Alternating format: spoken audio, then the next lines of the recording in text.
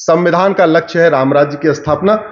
और राम राज्य को अगर 4 शब्दों में कहिए, मेरे साथ जोर से बोलिए, धर्म की, अधर्म का, प्राणियों में, विश्व का। ये 4 वाक्य ही राम राज्य है। धर्म की जय हो, अधर्म का नाश हो, प्राणियों में सद्भावना हो, विश्व का कल्याण हो।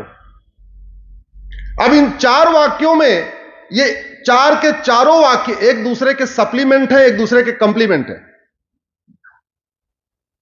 मेरा व्यक्तिगत मानना यह है, इन चारों वाक्यों में जो सबसे इंपॉर्टेंट है वो दूसरा वाला, अधर्म का नाश किए बिना धर्म की जय हो सकती है क्या? अधर्म का नाश किए बिना प्राणियों में सद्भावना हो सकती है क्या? अधर्म का नाश किए बिना विश्व का कल्याण हो सकता है क्या? और चूंकि भारत में लोकतंत्र है, अधर्म का नाश जनता लाठी लेके थोड़ी करेगी। आपके सामने कोई व्यक्ति पड़ा हुआ है, आप जानते हो ये विदेशी है, बांग्लादेशी है, आप उसको लाठियों से पीट सकते हो क्या? नहीं। अधर्म का नाश करना शासन की ड्यूटी है। लोकतंत्र में जो हमारे 3 स्तंभ हैं, विधायिका, कार्यपालिका, न्यायपालिका, इन सभी स्तंभों का मुख्य उद्देश्य है राम राज्य की स्थापना। धर्म की जय हो, यह समाज का भी कार्य है, लेकिन अधर्म का नाश हो, इसमें समाज का कोई रोल नहीं।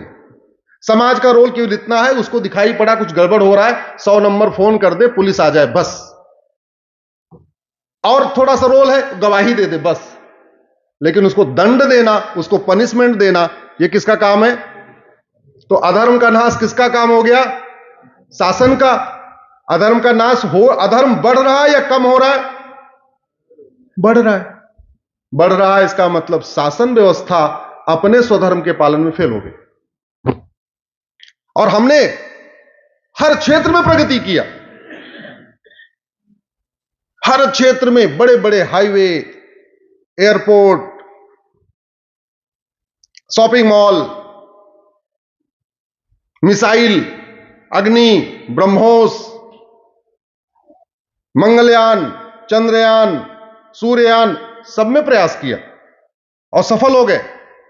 लेकिन एक चीज जिससे देश चलता है, उस पर प्रयास नहीं किया। जहां जहां लागत आती है वो सारे काम हुए, लेकिन जो काम फ्री में हो सकता था वो नहीं हुआ। मानते नहीं मानते? अरे हॉस्पिटल बनाने की लागत आती है, स्कूल बनाने की लागत आती है, हाईवे बनाने की लागत आती है, कानून बनाने की कोई लागत आती है क्या? और मुझे दुख है इस बात को कहने में, आज भी कानून के मामले में अभी हम वर्ल्ड क्लास नहीं हो पाए। हमारा एयरपोर्ट वर्ल्ड क्लास है, हमारा हाईवे वर्ल्ड क्लास है, हमारा मंगलयान वर्ल्ड क्लास है, हमारा आदित्ययान वर्ल्ड क्लास है, लेकिन कानून के मामले में वर्ल्ड क्लास नहीं हो पाए। मैं धन्यवाद दूंगा वर्तमान सरकार को, जिन्होंने पिछले 10 वर्षों से यह प्रयास शुरू किया है। मैं पिछले 20 वर्ष से अंग्रेजी कानूनों की होली जलाया करता था। 8 अगस्त को क्विट इंडिया मूवमेंट के दिन मैं सामूहिक रूप से 1950 से पहले जितने कानून होते थे उनको जलाता था। एक बार तो जलाते जलाते तिहाड़ भी चला गया था। धन्यवाद दूंगा वर्तमान सरकार को, उन्होंने 1500 कानून खत्म कर दिए हैं, अंग्रेजी कानून अब तक।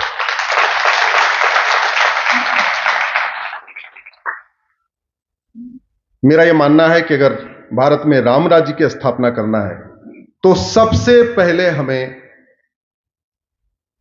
विदेशी सिस्टम खत्म करना पड़ेगा। अगर यह पुलिस व्यवस्था बहुत अच्छी है जो अंग्रेजों वाली आज भी चल रही है, तो अंग्रेजों को सजा क्यों नहीं हुई? इस देश में 47 से पहले पीड़ित कौन थे? भारतीय। अत्याचार करने वाले कौन थे? अंग्रेज। किसी अंग्रेज को सजा हुई क्या? क्यों भाई? किसी भी कानून का नेट रिजल्ट यही होता है ना कि उससे हो क्या रहा है, उसका इफेक्ट क्या आ रहा है। आपको बहुत अच्छा खाना बनाना आता हो, अगर खाना बढ़िया बन ही नहीं रहा है तो काहे के लिए बहुत अच्छी बात नहीं है। तो अगर कानून ये वास्तव में बढ़िया था, ये पुलिस सिस्टम अच्छा है, न्यायिक व्यवस्था अच्छी है, जुडिशियल सिस्टम अच्छा है, तो फिर अंग्रेजों को सजा क्यों नहीं हुई? अरे और किसी को नहीं होती तो जिन लोगों ने जलियांवाला बाग कांड में अंधाधुंध गोलियां चलाई थी और जिसने गोली चलाने का ऑर्डर दिया था, कम से कम उसको सजा हो जाती। जिन लोगों ने तिलक को मारा उनको सजा हो जाती। जिन लोगों ने लाला लाजपत राय को लाठियों से पीटा उनको सजा हो जाती। किसी को तो होती। कोई एक नाम बताइए जिसका अंग्रेज को सजा हुई हो। अंग्रेजों ने यह व्यवस्था हमारे लिए नहीं बनाई थी।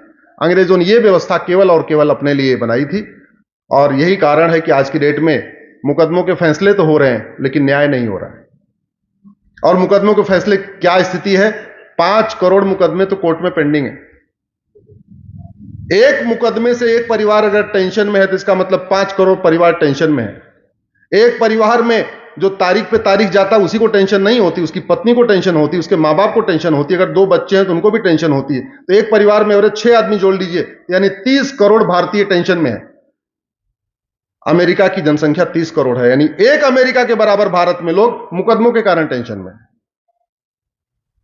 भारत की जीडीपी बहुत तेजी के साथ न बढ़ने का कारण है हमारी घटिया न्यायिक व्यवस्था। लोग, बाहर के लोग पैसा लगाने में डरते हैं कि अगर मैं पैसा लगा दूं और कहीं मामला कोर्ट में चला गया तो 30-40 साल मुकदमा चलता रहेगा, तो क्यों लगाएंगे? यह सिचुएशन है। दिल्ली में रात को 2 बजे लोग घूमने से डरते हैं और दुबई में जाकर रात को 2 बजे घूमते हैं। क्यों? इसका मतलब दुबई में अपराध नहीं है, दुबई में खौफ नहीं है, दुबई में। और क्यों नहीं है? अभी कुछ दिन पहले सिंगापुर में एक व्यक्ति 900 ग्राम गांजा लेके एक कॉलेज के पास गया था। सिंगापुर में एक कॉलेज के पास 900 ग्राम गांजा लेके वो गया कॉलेज में सप्लाई करने के लिए। पकड़ लिया, 6 महीने के अंदर फांसी दे दिया। कितना गांजा? 900 ग्राम, सीधे डेथ, फांसी। दोबारा कोई वहां गांजा ले घूमेगा क्या? कोई घूमेगा? हमारी यंग जनरेशन बर्बाद हो रही है। नशा और अश्लीलता के कारण हमारी यंग जनरेशन बर्बाद हो रही है। जितनी तेजी के साथ नशा फैल रहा है उतनी तेजी के साथ अश्लीलता फैल रही है, जितनी तेजी के साथ अश्लीलता फैल रही है उतनी तेजी के साथ ड्रग फैल रहा है। School, college, law college, engineering college, medical college, सब कुछ होता रहा है। क्यों? क्योंकि हमारे यहां 9-9 कुंटल गांजा पकड़ा जाता है, आज तक किसी को फांसी नहीं हुई। और जो फांसी नहीं हुई तो खौफ नहीं है।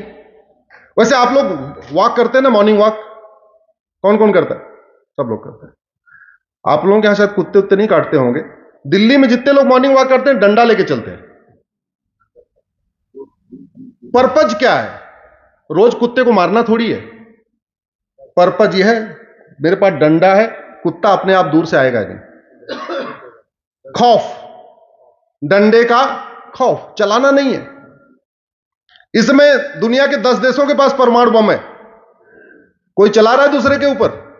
ना अमेरिका चला रहा है, ना रूस चला रहा है। कितने दिन से वो वहां वाला युद्ध चल रहा है? रूस और कौन सा देश है वो? यूक्रेन। परमाणु बम चलाया क्या? नहीं। परमाणु बम किस लिए? खौफ, डराने के लिए। अग्नि मिसाइल हमने बना रखी है 7,500 किलोमीटर मार करने वाली, चलाई क्या? खौफ। ब्रह्मोस बना रखी है, पनडुब्बी बना रखी है, चलाया क्या? नहीं। किस लिए बना रखा है? खौफ, डेटरेंट के लिए। ऐसे ही जो कठोर कानून बनाए जाते हैं ना, वो खौफ पैदा करने के लिए बनाए जाते हैं। राम राज्य तब आता है जब शिक्षा व्यवस्था ऐसी हो कि व्यक्ति अंदर से ही संस्कारी हो, अंदर से उसकी शिक्षा व्यवस्था इतनी अच्छी हो कि वो अपने स्वधर्म का पालन करना शुरू कर दे। सब नर करें परस्पर प्रीति। लेकिन दंड व्यवस्था ऐसी हो कि अगर वो कभी अपराध करने के बारे में सोचे, गलती करने के बारे में सोचे, तो 1000 बार वो सोचे कि अगर मैंने इसका किया तो मेरा क्या नतीजा होगा, फलाने आदमी ने किया था उसका क्या नतीजा होगा। दुर्भाग्यवश वो दोनों ही हमने बदलाव नहीं किया। न शिक्षा व्यवस्था हमने बदला, न दंड व्यवस्था बदला। तो आज की डेट में संविधान के प्रियम्बल में एक शब्द है सोवरिन। सबको आपने पढ़ा होगा प्रियम्बल। संविधान में इंडिपेंडेंट शब्द कहीं लिखा ही नहीं है। क्यों? क्योंकि 1947 में हम इंडिपेंडेंट हो चुके थे। तो 1950 में हम क्या हुए? 26 जनवरी को सोवरिन हो गए, संप्रभु हो गए। एक होता है स्वतंत्रता, एक होता है संप्रभुता। सच्चाई तो यह है कि 75 साल के बाद भी हम अभी स्वतंत्र ही हैं, अभी संप्रभु हम नहीं हुए।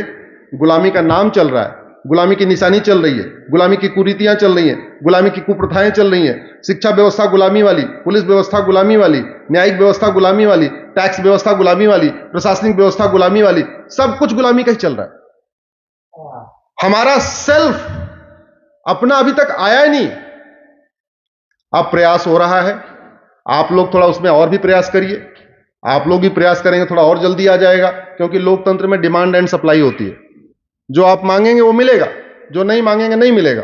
आप नशा तस्करों को फांसी वाला कानून मांगेंगे तो फांसी वाला कानून बनेगा, आप नहीं मानेंगे, आप वर्तमान से ही खुश हैं तो बढ़िया है, क्या दिक्कत है, नहीं बदलेगा। अकेले अश्विनी उपाध्याय कहने से कुछ के उससे संभव नहीं है, जब तक कि पूरा समाज उसके लिए आगे आगे नहीं आएगा। तो मेरा आप लोगों से निवेदन है कि थोड़ा राष्ट्रहित में सोशल मीडिया का उपयोग करिए।